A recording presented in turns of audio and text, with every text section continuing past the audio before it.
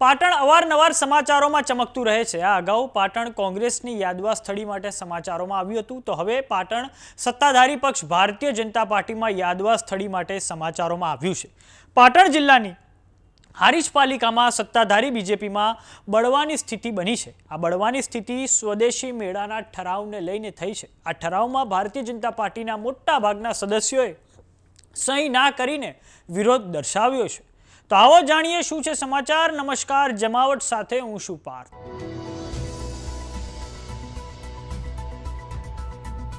પાટણ જિલ્લાની હારીજ પાલિકામાં ભારતીય જનતા પાર્ટીમાં જૂથવાદ સપાટી પર આવી ગયો છે, જેના કારણે હારીજના રાજકીય વાતાવરણમાં ગરમાવો આવી ગયો છે।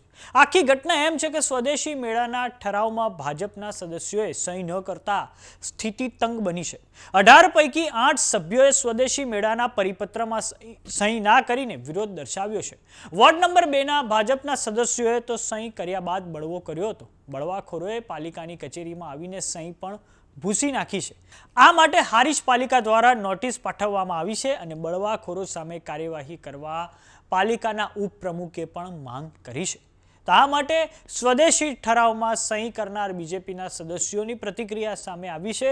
આવો સાંભળીએ તેમણે શું કહ્યું છે। લોકો વિદેશી છોડીને સ્વદેશી ચીજવસ્તુઓ અપનાવે તે માટે સરકાર દ્વારા લોકલ ફોર વોકલ અભિયાન ચલાવવામાં આવી રહ્યું છે, જેના ભાગરૂપે દરેક નગરપાલિકામાં સરકારનો પરિપત્ર આપવામાં આવે છે અને પરિપત્ર અંગે ઠરાવ પસાર કરવા માટે નગરપાલિકાના દરેક સભ્ય તેમજ પ્રમુખ ઉપપ્રમુખની સહી કરીને વિસ્તારમાં સ્વદેશી મેળો કરવાનો હોય છે। પરંતુ હારીજ નગરપાલિકાના ભાજપના જ 8 જેટલા સભ્યોના પરિપત્રનો વિરોધ કરીને ઠરાવમાં સહી નહીં કરવાનું ના પાડીને સરકારના સારા કામ માટેના વિચારધારાના વિરોધમાં ગયા છે। ખરેખર આવા સભ્યો પર સરકાર દ્વારા નોંધ લઈને પક્ષ વિરોધી કાર્યવાહી બદલ કાર્યવાહી કરવી જોઈએ। અમુક એવા બળવાખોરો સભ્યો છે જ 8 જેવા, તેમને આમાં સહી કરી નહીં। તેમને આ સરકાર દ્વારા જે સારું કાર્ય થઈ રહ્યું છે, વિદેશી છોડીને સ્વદેશી વસ્તુઓ અપનાવવા માટે જે સરકાર પહેરે છે બધાને, એ પર એમને આવા સારા કામમાં વિરોધ કર્યો છે। આવા તો ઘણા એવા કામો છે જેને આ લોકો સભ્યોએ વિરોધ કર્યો છે।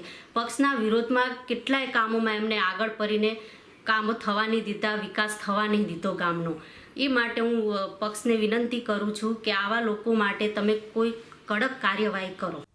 તો થોડાક સમય અગાઉ પાટણના બસ સ્ટેશનની બીયુ પરમિશનને લઈને વિવાદ થયો હતો, જેમાં ભારતીય જનતા પાર્ટી અને કોંગ્રેસના સદસ્યોએ ચીફ ઓફિસર હિરલ ઠાકરની સામે ગંભીર આક્ષેપો કર્યા હતા અને આ પછી ચીફ ઓફિસર હિરલ ઠાકરે પણ આ સદસ્યો પર પલટવાર કર્યો હતો। તો તે અગાઉ પાટણ કોંગ્રેસમાં અનુસૂચિત જાતિ એટલે કે SC વિભાગમાં નિમણૂકને લઈને વિવાદ થયો હતો, જેમાં ધારાસભ્ય કિરીટ પટેલ જૂથ દ્વારા હિતેન્દ્ર પીઠડિયા અને ધારાસભ્ય જિગ્નેશ મેવાણી જૂથનો વિરોધ કરવામાં આવ્યો હતો।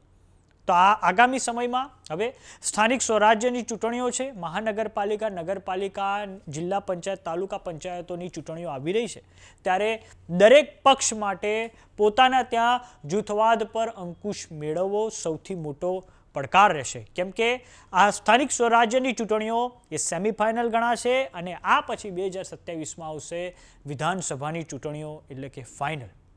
તો સમાચારોમાં અત્યારે બસ આટલું। જોતા રહો જમાવટ। જો તમને YouTube પર જોઈ રહ્યા તો સબસ્ક્રાઇબ કરો, જો તમને Facebook પર જોઈ રહ્યા તો ફોલો કરો, સાથે જ અમારી WhatsApp ચેનલ આવી ગઈ છે, જોઈન કરવાનું ના ભૂલતા। નમસ્કાર।